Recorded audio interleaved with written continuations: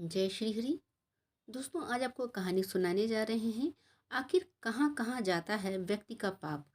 तो जानते हैं, पौराणिक कथा है। एक बार ऋषि ने सोचा कि लोग पाप धोने के लिए सभी लोग गंगा स्नान करने जाते हैं। ऐसे में सारे पाप गंगा में ही समा जाते हैं।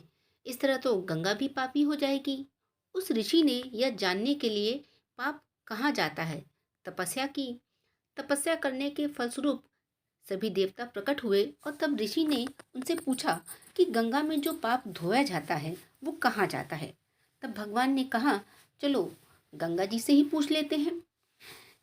तो ऋषि और भगवान दोनों ही गंगा जी के पास गए और पूछा कि गंगे, सब लोग तुम्हारे यहाँ पर पाप धोते हैं, तो इसका मतलब क्या आप भी पापी हुई? तब गंगा ने कहा, मैं कैसे पापी हो गई? मैं तो सभी का पाप लेकर समुद्र को अर्पित कर देती हूँ। इसके बाद ऋषि भगवान समुद्र के पास गए और उनसे पूछा कि हे सागर, गंगा सभी पापों को आपको अर्पित कर देती है, तो क्या आप पापी हो गए?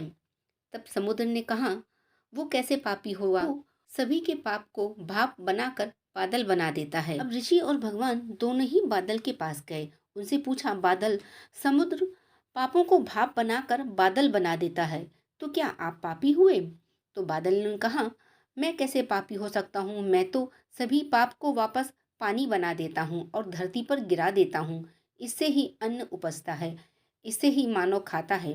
और इस अन्न में जो जो अन्न जिस मानसिक स्थिति में उगाया जाता है और जिस वृत्ति से प्राप्त किया जाता है और जिस मानसिक अवस्था में खाया जाता है, उसी के आधार पर मानव की मानसिकता बनती है।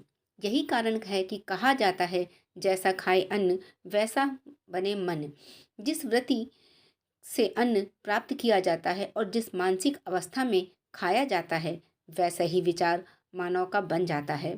ऐसे में हमेशा भोजन शांत रहकर ही ग्रहण करना चाहिए। अन्न जिस धन से खरीदा जाए वह धन भी श्रम का होना चाहिए। तो उम्मीद करते हैं आपको ये कहानी अच्छी लगी होगी। तो अच्छी लगी हो तो कमेंट सेक्शन में लिख के ज़रूर बताइएगा। जय श्री हरि।